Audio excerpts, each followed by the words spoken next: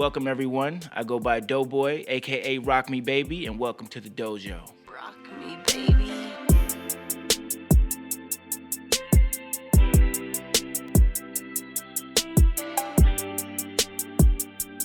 So to start off with, this is kind of like the idea station. Not too much heavy production is going on here. Just be able to, kind of do some sound design, create some drums, stack some drums, look for different sounds. I got my new Mark USB turntable. Got my records for, just chopping. The best thing about this station here is that I have the, option to either be 100% analog and standalone, meaning there's no computer, or I have a spot, docking station. I just plug my laptop in and use everything, just hook everything up together. But this station right here, right now, is ready to create. So this is the MPC Live 2. This is like one of the best MPCs to me, honestly, because just the mobility of it. I can pretty much start a beat in the bed if I want to, or anywhere on the airplane, in the airport. It has, if I'm in a hotel, I have a monitor right here. Well, it's two, so it's a right and a left, and you can hear your 808s in it. With that, I have the Akai MPK Mini. It's a good little travel buddy. Just again, we're just getting ideas out. The good thing about this, what I like the most, besides the pads, which I probably never use since I have everything else, but if I don't have this is also good to have the pads. But it has a option for a pedal sustain if I need to lay some chords down. That's always nice. The best, and let's go back to the Akai. This is a standalone, so you do have, you have 3 outs, which is great. You also have 2 ins, one being phono or phono, depending on how you say it. And then you have the 1/4-inch in for sampling. If you have a board or a keyboard or any type of analog gear, can go in here as well. You have 2 sets of MIDI in and outs, 2 USB powered and data ports, and then you have the of course the USB port that goes, USB 3 port that goes to your computer. Also, a great thing about this is it has Wi-Fi capability, so you can also update it, connect it to the internet. If you have a Splice account, you can download and sync all of your sounds right here. On top of that, I put an SSD card inside, a full terabyte. So this thing is a beast. This thing is a monster. It can go anywhere you go. The output is great. The recording is great. And it's a great tool to have. Next is the Complete Audio 6 interface. I use this mostly when I'm collabing or somebody else is here. As you can see, I have the old one too. Big fan of Native Instruments.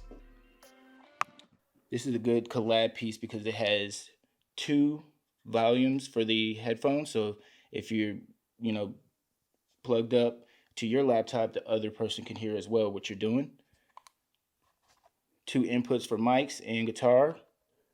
And it has 2 outs on the back, and MIDI in and SPDIF, of course. Good tool, good thing to have. Always good to have an iRig stream if I want to, let everyone hear what I'm doing and what it sounds like in real time. KRK monitors, those are the older ones, but it's good enough for down here. And then I have a Yamaha sub on the bottom and a whole bunch of wires.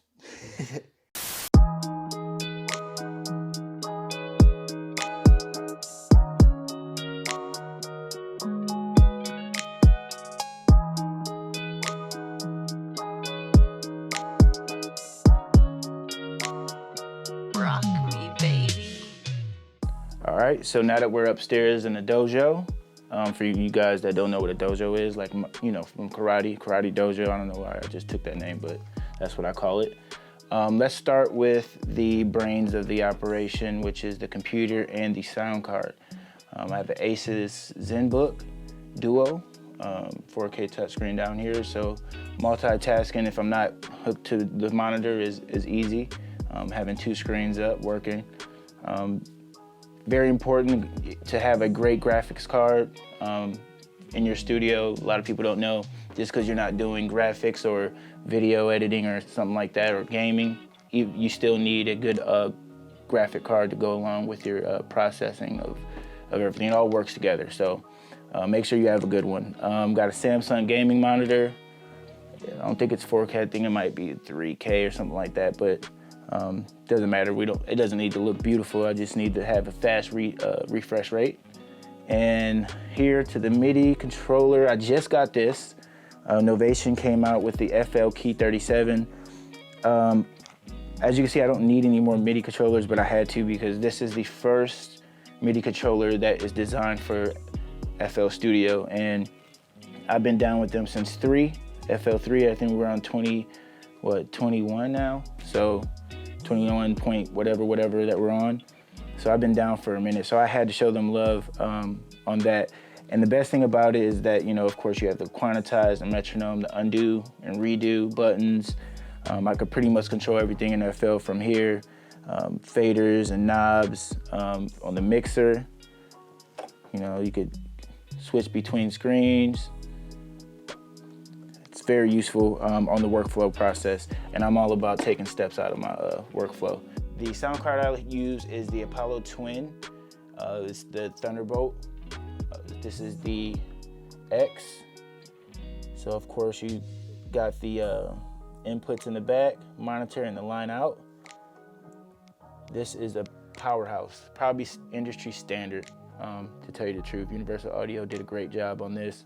You have your guitar port in the front, headphone jack, comes with an interface and a bunch of pro VST mixing plugins and all types of stuff. It's just a great piece of equipment, and it processes your audio really fast, and I think that's important for me because I record a lot of audio and analog stuff, so we don't want that delay and that that kind of like that lag on your audio. That is a great audio interface to have. Of course, we already went over the Akai Live. I bring it upstairs, plug it into everything, and it just fits right into the workflow.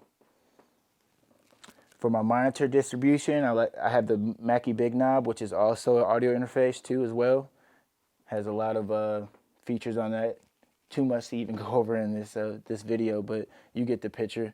It controls monitors A, monitors B, and then the sub in the bottom, which is the KRK-10, which is one of my favorite subs. I didn't go with the Yamaha sub. I love the KRK sub, so I rock with it. These are the Yamaha 8s, pretty industry standard as well. Good high end, good low end. And then the newest KRK 5s. These 5s? Yeah, these are 5s. So just a little cross mix. Sometimes I don't want the loudness of this. I'll just go in between this, and I know how music should sound in between the two, so I just kind of bounce back and forth. So over here is kind of like my native instrument station, pretty much. I mean, I control the machine. And of course, this is the MK2 keyboard. It also has an integration between two. I could see, the workflow is good between, these two. So I keep them together. Got the mixer, got all of that. Love the machine, native instrument machine, one of my favorites. But this is how I kind of got it laid out when there's multiple people in the studio. I kind of push things back. But if it was just me, I kind of sit in this. I like everything kind of light and able to drag. And I like to make like a nice little nook where everything is like hands-on. So we'll get to these boards next. But this is how normally I would have it. And I just kind of sit in the middle of everything. So one of my favorite keyboards, got the Core Chrome. A lot of historic sounds in here. I like how they kept the legacy sounds from the Triton is still in here. I love the pianos on it. Most of my electric pianos and all my piano parts, the real instruments, like they nailed it on the sample, on the sampling. So I love this. And then I also have the Beast down here, which is the Roland Phantom. This right here, it pretty much is a studio by itself. It's a powerhouse. It's a one-stop and shop. It's an audio interface, has the mic input, has phantom power. Of course, this is Roland, so you know it sounds great. A lot of synths in it. The best thing that I love about this is that they incorporated the TR-808, and you know Roland is the maker of the 808. So what you guys hear in trap and rap, it's been sampled over and over and over again. And sometimes these kits you get are kind of like, they're not as big as the real 808 sound. So they did put that in here, and I did sample a lot of it, the original drums that started most of hip hop, most of rap and all of that, and stacked other things to make my own sounds. I love that the most about the Roland. A lot of good synths. It's just a beast. It's a one-stop and shop when it comes to sounds, and it's endless on the modulation and the stacking of sounds, and it's crazy. This also has compatibility for to expand the storage or plug up a hard drive to it with more sounds. It's a one-stop and shop. I think the best thing about the Phantom is that you do not need to run outs into your interface to record the sounds from it if it is set as your sound card. It has the ability to sample itself without running any outs into anything, and I think that's a major key. You're pretty much skipping that. So if I'm around the house, if I'm somewhere else and I don't have all this, but I have this downstairs, as long as this is my sound card and I have my headphones plugged into it, I'm able to sample it straight into the FL Studio without even having some outs or some quarter inches that go in. So let me just show you how I have it hooked up here. I have all of my analog gear that runs into this Mackie, and then the outs go into the end of the Apollo Twin. Again, all Mogami cables, even the one from the out to the in. So if I need to hook up a mic, I put it there. If I have a guitar player, I put it here, and so on and so on. And I could just run everything into the Apollo. And this Apollo is right now the sound card, so I just open up an audio, a hot track, and then start recording. And since I'm MIDI inside, I have a MIDI out, I can control with this MIDI core, I can control this one and I can control this one, or I can just do it over there, vice versa. So.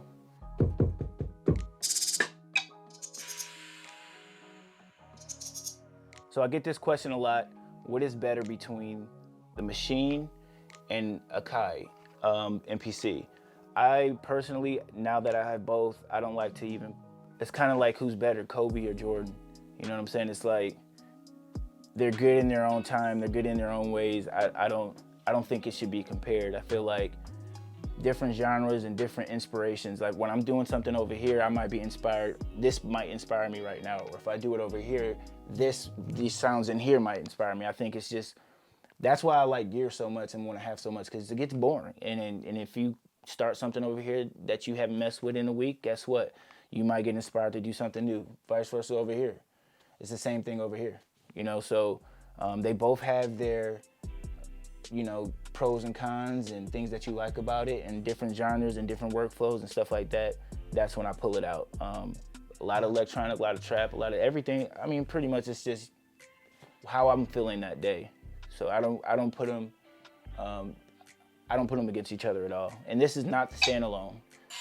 This is not the standalone one. This is just the controller.